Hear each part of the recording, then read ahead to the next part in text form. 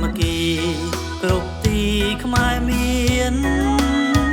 ដេញចោលឆ្លៀនពៀនចង់បានទឹកដី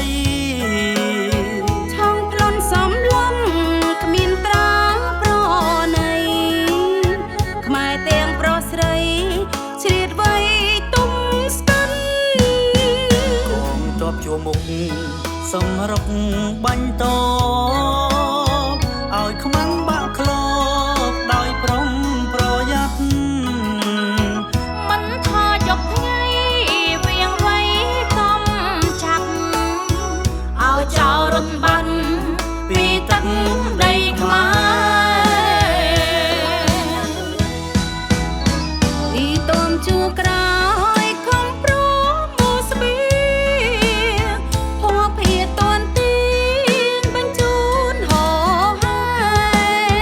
ឧបត្ថម្ភស្រស់គ្នាក្រុងចំការស្រែជ័យយោជាតិខ្មែរពូកែអង្គចា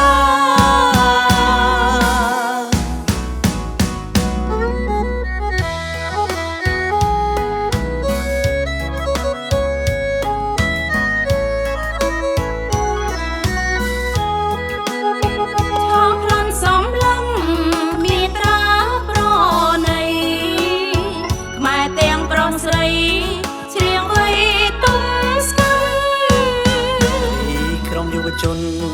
ចូលខ្លួនផ្ដល់ឈាមជួយតបដេញសៀមដោយម្នាក់សេកាក្រុមតបអាយធីរត់ខ្លាំងមកហាហេតុភេកបច្ចាលងត្រាបានជ័យ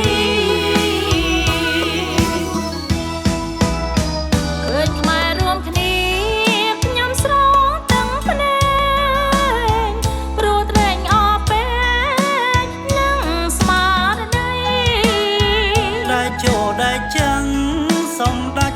ថាបតីខ្មែរឈ្នះវៃវៃដកលៃជាតិយើងកងទ័ពជួមុខសម្រុកបាញ់តឲ្យខ្មុំបាក់ក្លបដោយប្រុងប្រយ័ត្នមិនថាយំថ្ងៃវាវៃកំចាត់